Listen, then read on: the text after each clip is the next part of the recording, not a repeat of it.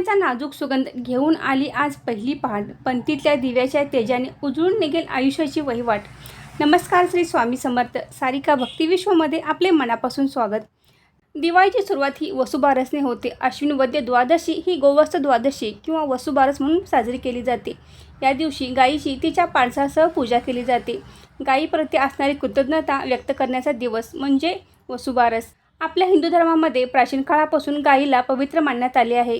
गायीच्या ठिकाणी 33 कोटी देव असतात असे मानले जाते, म्हणून गायीला गोमाता मानले जाते. प्राचीन काळापासून गायीची पूजा केली जाते. गायीच्या थोरवीमुळेच राजा दिलीप आणि भगवान श्रीकृष्ण यांनी गोसेवा केली. श्रीकृष्णाने तर स्वतःला गोपाल म्हणून घेतले आहे.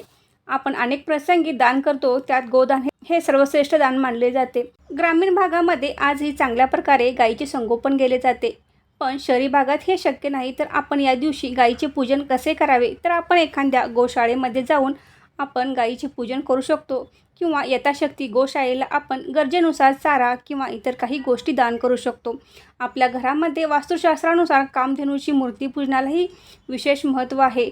तर आपण या दिवशी आपल्याला एखाद्या गोठ्यामध्ये किंवा गोशाळेमध्ये जाऊन गायीची पूजा करणे शक्य नसेल, तर आपण घरच्या घरी कामधेनूची मूर्ती पूजू शकतो. यामागचा एकच हेतू आहे की आपल्या पुढच्या पिढीलाही आपल्या परंपरेची आणि आपल्या संस्कृतीची माहिती मिळावी. आपण आपल्या घरी कामधेनूच्या मूर्तीची पूजा करू शकतो. ही पूजा करत असताना आपल्या लहान मुलांना जवळ घेऊन आपण ही पूजा करावी व त्याबद्दल माहितीही सांगावी. वसुबारस दिवशी कामधेनूच्या मूर्तीची पूजा करत असताना आपल्याला गणपती बाप्पांची मूर्ती, तसेच बाळकृष्णाची मूर्ती, विड्याची पाने, फुले आणि नैवेद्यासाठी आपल्याला साखर, डाळ आणि गूळ, त्याचबरोबर नैवेद्यासाठी उडदाचे वडेही बनवायचे आहेत. त्याचबरोबर आपण भाकरी आणि गवारीची भाजीचाही नैवेद्य या दिवशी गाईला दाखवला जातो, तर तोही नैवेद्य आपण बनवायचा आहे.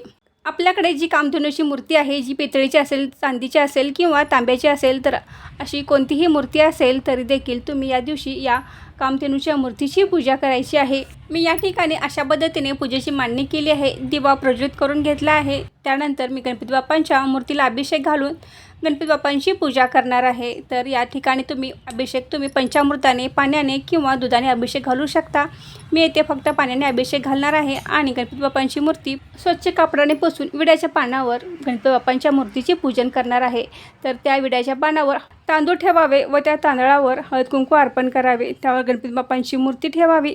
गणपती बाप्पांच्या मूर्तीला हळद कुंकू अष्टगंध लावावे. त्यानंतर आपण गणपती बाप्पांना एक लाल रंगाचे फूल अर्पण करावे. हे सर्व करता असताना आपण ओम गण गणपतये नमः, ओम गण गणपतये नमः या मंत्राचा जप करावा किंवा वक्रतुंड महाकाय सूर्यकोटी समप्रभ निर्विघ्नं कुरु मे देव सर्व कार्येषु सर्वदा या मंत्राचाही तुम्ही 11 वेळा जप करू शकता. त्यानंतर आपण बाळकृष्णाच्या मूर्तीला अभिषेक घालून बाळकृष्णाच्या मूर्तीची पूजा करून घ्यायची आहे. तर वसुबारस दिवशी रमा एकादशी आहे. तर या दिवशी तुम्ही सकाळी पूजा करताना बाळकृष्णाच्या मूर्तीला जर अभिषेक घातला असेल तरी परत घालण्याची काय आवश्यकता नाही. तर मी येथे बाळकृष्णाच्या मूर्तीला अभिषेक घालून बाळकृष्णाच्या मूर्तीची विधिवत पूजा करून घेणार आहे.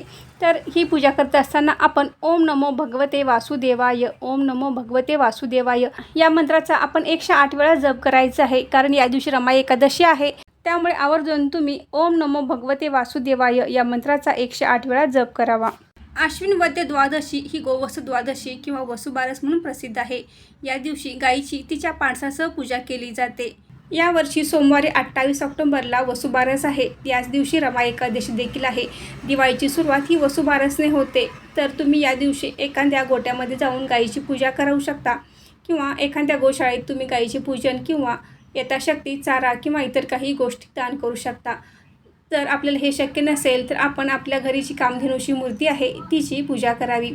कामधेनूच्या मूर्तीला स्वच्छ पाण्याने धुवावे. त्याचबरोबर आपण घरातील सर्वांनी त्या गायीच्या पायावर पाणी घालावे आणि कामधेनूची मूर्ती स्वच्छ कापडाने पुसून त्याची पूजन करावे. ज्याच्या घरी गाय ते विठ्ठलाचे पाय असे संत तुकाराम महाराजांनी म्हटले आहे. गायीचे दूध, दही, तूप, शेण आणि गोमूत्र यापासून पंचगव्य तयार केले जाते. या पंचगव्याने आंघोळ करणे किंवा पंचगव्य पोटात घेणे अत्यंत महत्त्वाचे असते. तर घरात लक्ष्मीचे आगमन व्हावे या हेतूने या दिवशी सवस्तधेनूची पूजा केली जाते. दिन दिन दिवाळी, गाई म्हशी ओवाळी, गाई म्हशी कोणाच्या लक्ष्मणाच्या या गीताने आपण या सणाची सुरुवात करू शकतो. हिंदू धर्मातील सर्वात मोठ्या सणाची सुरुवात या वसुबारसने होते. पवित्र गोमातेची पूजा करून दिवाळी सणास सुरुवात करावी. या दिवशी आपण अंगणात रांगोळी काढावी. त्याचबरोबर या दिवसापासून पंत्याही लावल्या जातात. अशा पद्धतीने आपल्या घरी आपण गायीची पूजा करावी किंवा आपल्या घरी गाय नसेल तर कामधेनूच्या मूर्तीची पूजा अवश्य करावी. आपल्या हिंदू धर्मामध्ये गाय पूजनाला विशेष महत्त्व आहे. गाय ही देवी लक्ष्मीचे रूप मानले जाते. गाय वासुरूपी मूर्तीची पूजा केल्याने घरामध्ये सुख शांती लाभते. गायीच्या पूजनाने आपल्या मनातील इच्छा पूर्ण होतात. गायीच्या उत्पत्तीची एक कथा प्रसिद्ध आहे. प्रजापतीने प्राणीसृष्टी निर्माण केल्यानंतर थोडे अमृत प्राशन केले. त्याच्या नाकातून बाहेर पडलेला श्वास सुगंधी झाला. त्यातून गाय जन्माला आली. गाय सुगंधातून निर्माण झाली म्हणून तिचे नाव सुरभी असे ठेवले. ही सुरभीच गोवंशाची आदिमाता होय. सुरभीने केलेल्या तपाने ब्रह्मदेव संतुष्ट होऊन तिला अमरत्व प्रदान केले. त्रैलोक्याच्या वरचा लोक बहाल केला तोच गोलोक होय. सुरभी गोलोकात व तिच्या कन्या पृथ्वीवर राहतात.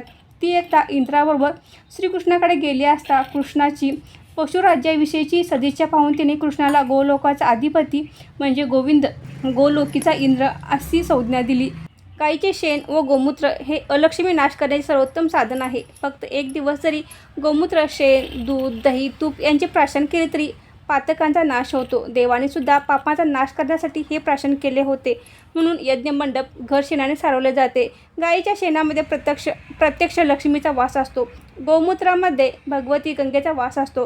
गायीचे दूध आणि तुपामध्ये सोमाचा वास असतो. तसेच पंचगव्याने प्राशन केल्याने सेवा करण्यात जो अडथळा निर्माण होतो तो होत नाही. आपल्या शरीराबाहेर अशुभ शक्तींचा नाश होतो. तसेच कोणी करणी केली असेल तर त्याला ती परत जात असते. कारण पंचगव्याचे संरक्षण शरीरावर असेल तर कोणत्याही वाईट शक्ती आपल्याजवळ येऊ शकत नाहीत. याउलट त्या पिढेचा नाश होतो. गाय म्हणजे आध्यात्मिक दृष्टीने उशेचा किरण आहे. पुराणानुसार पापाचा भार वाढल्यावर पृथ्वी गायीचे रूप धारण करून भगवान विष्णूजवळ जाऊन राहते. हे त्याचे प्रतीक आहे. अशी ही गायीच्या उत्पत्तीची कथा आहे. दिवाळीच्या आगमनाची तयारी सगळीकडे असते. घरगोटे स्वच्छ केलेले असतात. सगळीकडे आनंदी वातावरण असते. शेतावर शेतीची इतके दिवस राखणीसाठी गेलेली गाय आपल्या बछड्यासह वसुबारसेला संध्याकाळी येणार असते. तेव्हा तिचे स्वागत करूनच मागोमाग येणाऱ्या वासराला दिवाळीच्या वसुबारसेला उंबरठ्यातून ओवाळून घरात घ्यायचे असते. शेतीकामात मदत करणाऱ्या सर्व जनावरांविषयी भारतीय संस्कृतीला प्रेम आहे. गाय तर कुटुंबातीलच एक सदस्य असते.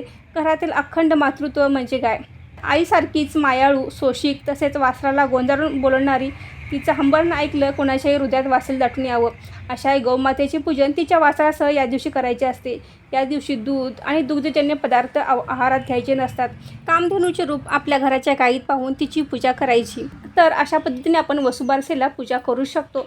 तर तुम्हाला दिवाळीच्या खूप खूप शुभेच्छा. आजचा व्हिडिओ कसा वाटला हे कमेंट करून नक्की सांगा. व्हिडिओ आवडल्यास व्हिडिओ लाईक करा, शेअर करा आणि सारिका भक्ती विश्व या यूट्यूब चॅनल सबस्क्राईब करा. धन्यवाद.